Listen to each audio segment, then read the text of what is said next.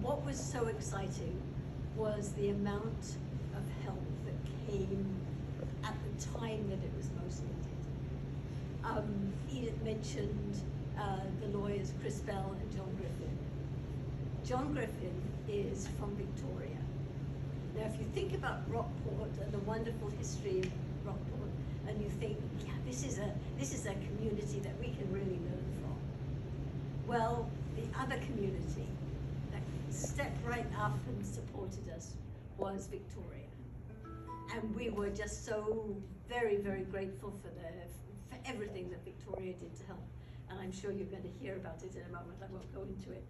I'd like to introduce you to John Casalis. John is the chair of the Victoria County Historical Commission. And I'm so happy that you're here, John, and so grateful that you'll share some thoughts with us. Thank you. That's a hard act to follow. And one point, if women show up before a judge and they're wearing tags and dressed in Walmart chic, that judge is probably thinking, I don't want to mess with these people. I think that was a tactic that they used to heavily influence that judge. Again, thank you for attending today. I'm John Casalis from Victoria. I'm not originally from there. I'm originally from South Georgia. So I thought of it when you said Florida. I could have probably beat you by a little bit, but yeah. But you know, my family grew up was originally from South Georgia, and my great grandfather hid horses from Sherman when he marched from Atlanta to Savannah, burning everything. He took our family horses down into what my family called the branch. That was what we called a swamp. And he, at 4 years old, he hid horses from Sherman's army. And the family silver was buried out in the swamp. And of course, it's still there. The horses aren't. But, and his name was Jefferson Davis Durden. So I'll let you guess who he might have been named for. But so I grew up there. I went to school at the 6th oldest school in the nation in Lexington, Virginia, Washington and Lee University, where Robert E. Lee was the president of Washington College after the Civil War.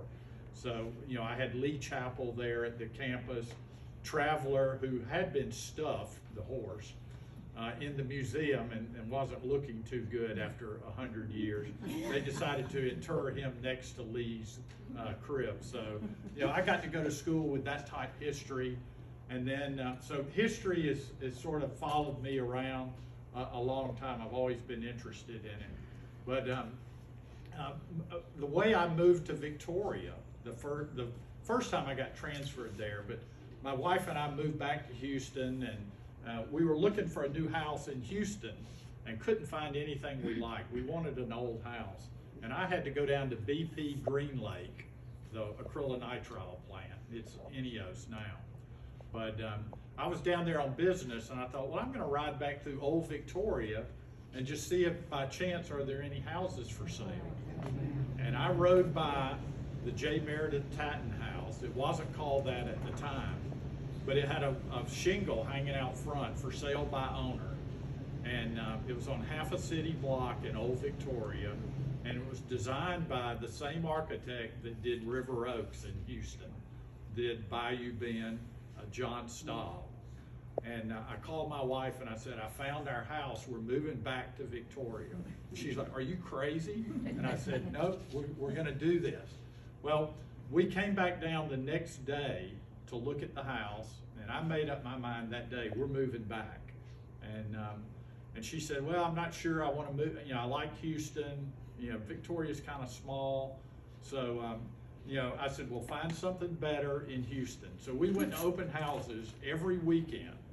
And every time after we tour a home, she'd say, well, what'd you think? I said, I like the one in Victoria better. And finally, we came back down to Victoria and wrote a contract on the back of an envelope at a restaurant, gave it to the realtor, and she presented it, and we bought the house.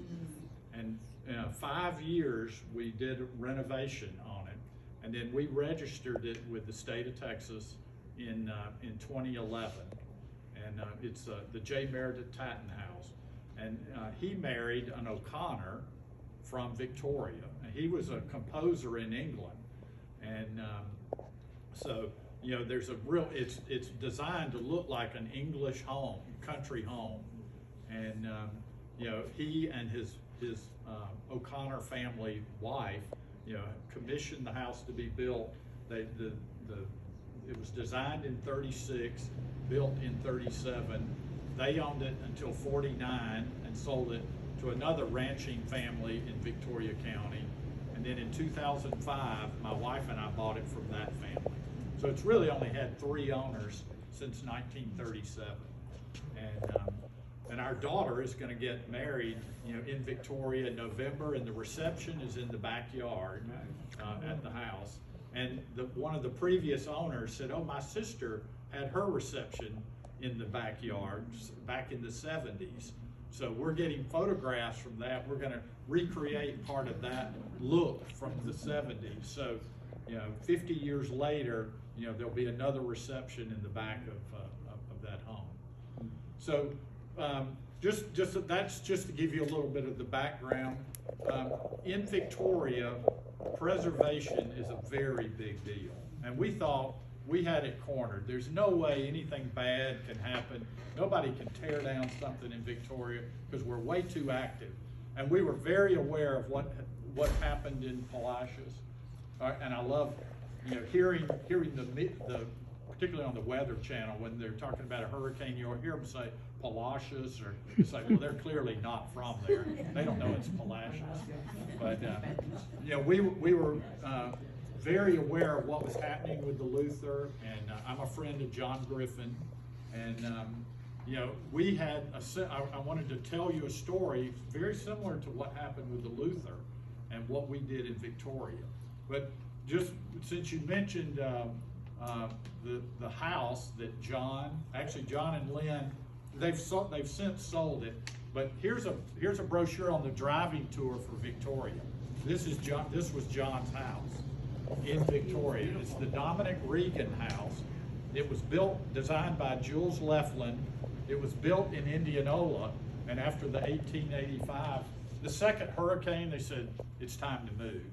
And again, they took those homes apart, loaded them on a train rather than a mule team. They used a train, and they moved some to Victoria and many to Cuero.